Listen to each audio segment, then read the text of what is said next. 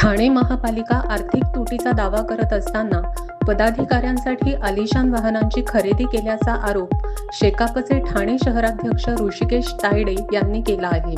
तसेच ब्रह्माळा तलाव परिसरात झाड पडून जखमी झालेल्या दीपा चौधरी यांना अद्याप नुकसान भरपाई न मिळाल्याचा आरोप करत त्यांनी प्रशासनाकडे तातडीने कारवाईची मागणी केली आहे.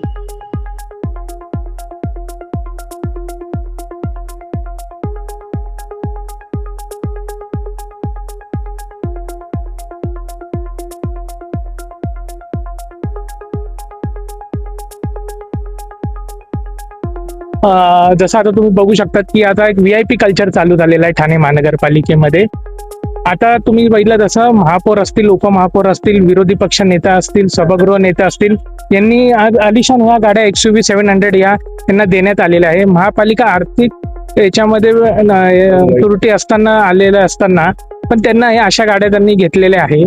आम्हाला क्यू येते की इथे विकास कामं होत नाहीये, काही होत नाहीये आणि याच्यामध्ये त्यांनी हे अशा गाड्या घेतलेल्या आहे. आज महानगरपालिकेला 400 कोटींचा कर्ज घेण्याची वेळ आलेली आहे आणि त्यामध्ये पण हे अशा गाड्या घेतात आणि त्याला विरोधी पक्ष नेते पण विरोध करत नाहीये अशा यांना. उलट त्यांनी पण गाडी घेतलेली आहे. याचं आम्हाला आश्चर्य वाटतंय. त्यासाठी आम्ही आयुक्तांना, महापौरांना, उपमहापौरांना आणि विरोधी पक्ष नेत्यांना आणि सभागृह नेत्यांना पत्र दिलेलं आहे. आम्ही सांगितलेलं आहे की मागे जे दीपा चौधरी म्हणून ज्या महिला होत्या त्यांच्या अंगावरती झाड कोसळून त्या गंभीररित्या जखमी झालेल्या होत्या, त्यांच्यावरती उपचार करायला, त्यांना नुकसान भरपाई द्यायला यांच्याकडे पैसे नाहीयेत आणि अशा आलिशान गाडी घ्यायला यांच्याकडे पैसे आहे. त्यांना आम्ही सांगितलेलं आहे जर त्यांना लवकरात लवकर जर नुकसान भरपाई दिली नाही तर आम्ही भीक मागो आंदोलन करणार. आणि ते काय ठाणेकर जनतेकडून नाही करणार, कारण ठाणेकर जनता ही कर भरते.